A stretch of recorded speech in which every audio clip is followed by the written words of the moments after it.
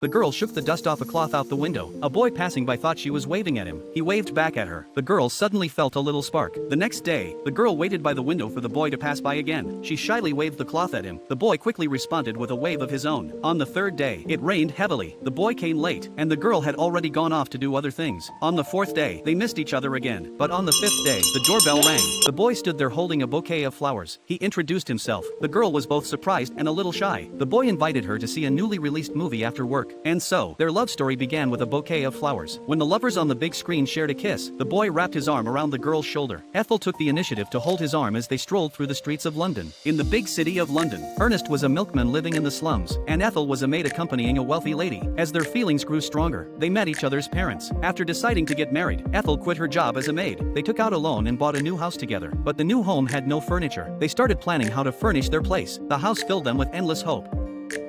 The couple married in the presence of family and friends, but their new home had makeshift curtains, only a mattress. After the wedding, Ethel diligently took care of everything at home. Slowly, they furnished the house piece by piece. Their life was simple but happy. The new stove, though small, was just the right size for their needs. 2 years into their marriage, 37-year-old Ethel cried over not being able to conceive. Ernest surprised her with a vanity table. Ethel had a surprise for him too. She was pregnant. Ernest was overjoyed. He left early in the mornings to deliver milk, but when their baby was born, he arrived too late to witness the birth. Ernest's biggest concern was Ethel's health. The doctor told him that Ethel, as an older mother, shouldn't have any more children. Ernest firmly decided they wouldn't try for another child. Their son grew up healthy and strong. Life for the small family was modest but warm. With the progress of the Industrial Revolution, they bought a washing machine. Ernest loved reading newspapers and discussing politics, while Ethel stayed busy with household chores. They admired the elegant afternoon teas displayed in shop windows, but quickly returned to focusing on their humble life at home. What made Ethel cry bitterly was simply her son starting school. She didn't want to cut off his beautiful curls. Facing the impending war, Ernest sealed the windows in advance and prepared a gas mask for each of them. The brutal war eventually broke out. To protect the safety of children in towns, 5 million children were evacuated to the countryside. Although Ethel was deeply reluctant, she agreed for the sake of her son's safety, even if it meant they might never see each other again. Left in London, Ethel and Ernest supported each other to stay strong. Ernest became a firefighter, and Ethel worked as an underground clerk to avoid bomb attacks. Ernest built an air raid shelter in their yard. Their iron gate and railings were taken away to make weapons for the battlefield. One day, a bomb completely destroyed their home. Ernest optimistically comforted Ethel, saying it was enough that she was alive. Fortunately, their son, living in the countryside, grew even stronger. He was shielded from the chaos of the world. But Ernest, fighting fires on the front lines every day, grew increasingly exhausted, constantly facing the harsh realities of war. Even his optimism began to wane. Amid the bombings, they slept together in a metal-framed bed. Ethel grew accustomed to the shattered remains of their home, but she still admired the beauty of the flowers blooming among the ruins.